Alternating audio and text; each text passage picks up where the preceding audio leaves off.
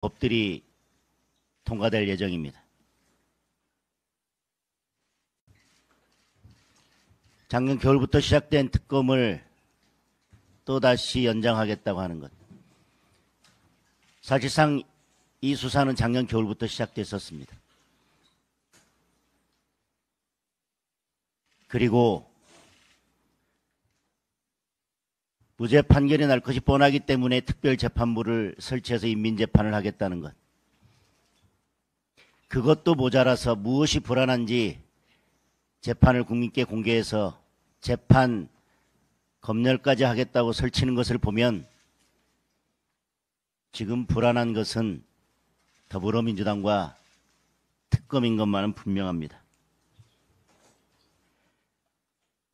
특현은 늘 주인을 물어뜯을 준비를 하고 있습니다. 권력의 추가 1도만 기울어도 특검의 칼은 곧바로 주인의 심장을 향할 것입니다. 국민의힘은 오늘 전국에 있는 당원들과 함께 야당을 말살하고 정치질만 하는 특검을 규탄하기 위해서 국회에 모이겠습니다. 앞으로 국민의힘은 더 강하게, 더 넓게 500만 당원과 함께 싸워 나가겠습니다. 이제 특검이 이재명 정권의 심장을 겨눌 날이 곧 다가올 것입니다. 특검으로 흥한 자는 반드시 특검으로 망할 것입니다. 이상입니다.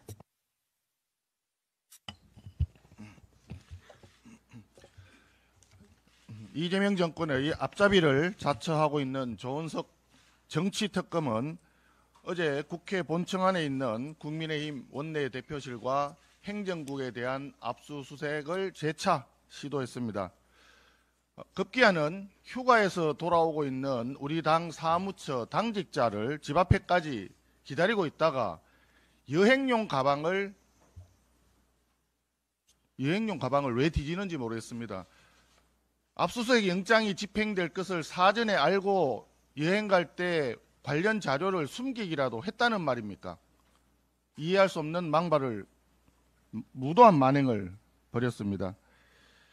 특검이 제시한 압수수색 영장은 기본적으로 법치의 기본적인 사항을 완전히 무시한 영장입니다. 2024년 12월 3일 발생한 계엄 사태와 관련해서 표결 방해 행위에 대한 부분을 수사한다고 하면서 왜 2024년 5월부터 조사를 해야 되는 것인지 모르겠습니다. 심지어는 추경호 전 원내대표가 사전에 미리 계엄 선포를 인지할 수도 있었을 것이다 라고 하는 지레짐작으로 2024년 3월경부터 수사를 해야 된다라는 망발이 특검 측의 입에서 나왔습니다. 또 수사 대상에는 다이어리와 명함 같은 엉뚱한 항목까지 포함되어 있습니다.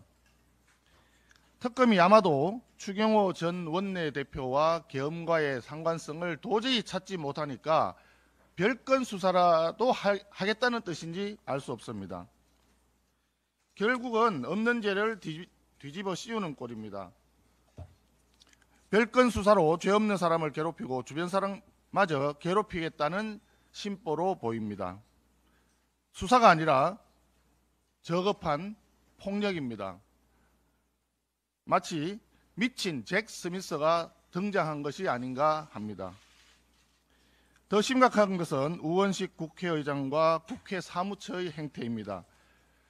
우원식 국회의장은 입으로는 임의 제출 방식이 바람직하다라고 얘기해놓고는 중국으로 출국하기 전에 미리 압수수색을 사전 승인해 놓은 것 아닌가 하는 합리적 의심이 제기되고 있습니다. 국회가 전례 없이 본청 압수수색을 갑작스럽게 허용한 시점과 사유가 정확히 무엇인지 국민 앞에 밝혀야 할 것입니다. 만약 우원식 국회의장의 사전 결제 의혹이 사실이라면 이는 국민을 속이고 야당을 기망한 것입니다. 그렇지 않다면 국회 사무총장이 월권을 행한 것입니다. 월권이라면 이 역시 범죄 행위입니다. 그래서 이 사안은 결코 가볍게 넘어갈 수 없고 반드시 모든 전말이 국민 앞에 소상히 밝혀져야 한다고 생각하고 이 부분에 대해서 우리 당에서는 끝까지 법적 책임을 묻도록 하겠습니다. 또한 어저께 의총이 열리던 현장에 국회 사무처 직원이 나와서 사전에 허락도 없이 무단으로 동영상을 촬영하는 일까지 벌어졌습니다. 특정 정당의 국회 내에서의 의원총회 자리입니다. 도대체 누가 이런 사항을 지시를 했는지 이 부분도 명확히 밝혀져야 합니다. 누가 지시했고 어디까지 보고했는지 이 부분이 명확하게 밝혀져야 된다고 생각을 하고 특정 정당에 대한 사전 승인 없는 동영상 촬영은 명백한 정치 사찰이라는 점을 분명히 지적해 둡니다. 동영상 촬영에 대해서 혹여라도 특검과 사무처가 공모한 것이라면 더더군다나 심각한 상황입니다. 우리 국민의힘에서는 이에 대해서 가능한 모든 법적 책임을 물을 것입니다. 나아가 우리 당 사무처 직원들의 휴대전화 강탈 압수수색 이 부분에 대해서는 헌법이 보장한 변호인의 조력을 받을 권리마저도 완전히 무너뜨린 심각한 법치 파괴 행위라는 점을 분명히 해둡니다. 출근길 집 앞에서 잠복해 있다가 휴대전화를 빼앗는 행위가 민주주의 국가에서 있을 수 있는지, 변호인을 부르기도 전에 핸드폰을 빼앗는 행위가 가당키나 한 것인지, 이렇게 불법적인 압수수색을 통해서 취득한 증거인 만큼 향후 수사 과정, 재판 과정 이 부분에서 증거로 활용될 수가 없다라고 하는 점을 명백히 합니다. 우리 국민의힘은 이재명 정권의 정치 탄압에 결코 굴하지 않겠습니다. 국회의 권위와 헌정 질서를 파괴하려는 이재명 정권과 특검의 야당 탄압에 대해서 끝까지 싸우겠습니다. 우원식 국회의장과 국회 사무처의 의회 민주주의 말살 행위에 대해서도 결코 좌시하지 않겠습니다. 법치를 지키고 민주주의를 수호하기 위해서 끝까지 결연히 싸워 나가겠습니다. 예, 신동욱입니다. 저는 민주당 의원들 입에서 소위 내란 특별재판부라는 말이 나왔을 때 설마 했습니다. 단순한 본인들의 위기에서 벗어나기 위한 정치 공세일 뿐이라고 생각을 했습니다. 민주주의 국가에서 태어나서 교육받고 또 국회의원까지 된 사람들이 이렇게 망가지는 게 불가능하다고 생각을 했기 때문입니다. 그런데 오늘 법사위에 그 안건이 올라옵니다. 대한민국의 사법부가 완전히 무너져도 자신들의 정치적 욕심만 채울 수 있다면 괜찮다는 오만의 끝판왕입니다. 자신들의 완전한 이익을 대변하는 판사를 임명해서 사법부의 독립을 완전히 무너뜨리겠다는 것입니다. 이것이야말로 대한민국 헌정 질서를 완벽하게 부정하는 내란이 아닐 수 없습니다. 그렇다면 저는 5개의 재판을 중단시켜 전국의 불안정을 고조시키고 있는 이재명 특별재판부 설치를 공개적으로 제안합니다. 지금까지 단 한 번도 경험해보지 못한 범죄 피고인 대통령을 둘러싼 국론 분열을 종식시키기 위해서 여야 합의의 재판관들로 구성된 특별재판부에서 이 사건을 다루는 것이 마땅하다고 생각합니다. 물론 국정 운영의 안정성과 연속성을 해치지 않도록 제도적 대안을 마련한다면 대통령이라는 특수신분이 가지는 상징성을 보호하면서 충분히 재판을 진행시킬 수가 있을 것입니다. 이재명 대통령 재판에 연루되어서 무기한 재판 중단 상태에 놓여 있는 관련 피고인들의 피해 역시 이렇게 함으로써 최소화할 수 있을 것입니다.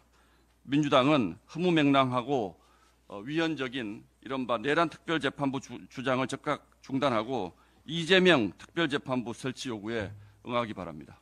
이상입니다. 네, 최고위원 김민수입니다. 검찰 수사 비열한 탄압입니다. 이재명이 대표 시절 자신의 숱한 범죄 혐의에 대한 정당한 수사에 저항하며 했던 말입니다. 대장동 사건, 검찰 사칭, 대북 송금 등 12개의 범죄 혐의에 대한 수사가 비열합니까? 실체 없는 내란죄를 만들어 야당을, 정적을 말살하려는 특검이 비열합니까? 이재명 정권의 정치특검은 비열함을 넘어 잔혹합니다. 이재명 정권의 특검, 자유민주주의를 파괴하는 정치 탄압입니다. 수사기관과 사법기능을 마비시키는 정치 탄압입니다. 이재명 정권에 묻습니다. 법을 이용해 수많은 정적을 사형시켰던 스탈린의 사법살인, 대숙청의 역사를 재현하고 싶은 것입니까? 지금의 특검, 한국판 이재명의 대숙청이 될 것입니다. 역사의 오점으로 기록될 것입니다. 특검은 인사권을 가진 여당을 수사하기 위해 예외적으로 야당이 요구하는 것입니다. 세상 천지에 인사권을 가진 여당이 야당의 목줄을 지며 추진하는 특검이 있습니까? 여당이 특검을 추진하는 것은 수사기관을 압박하는 것이요. 특검을 통해 수사 과정을 공개하고 여론을 조성하는 것은 법리가 아닌 조작된 여론대로 판결하라는 사법부를 향한 압박입니다. 민주당은 검찰 개혁을 외치고 있습니다. 검찰 개혁의 본질은 검찰의 수사권과 기소권을 분리하자는 것 아닙니까? 그런데 왜 수사와 기소의 결합이 더욱 강화되는 특검만을 주장하고 있습니까? 특검의 운영은 특검법을 입법해야 하는 입법사항입니다. 특검은 다수석을 차지한 민주당이 수사기관까지 장악하겠다는 것임을 반드시 기억하기 바랍니다.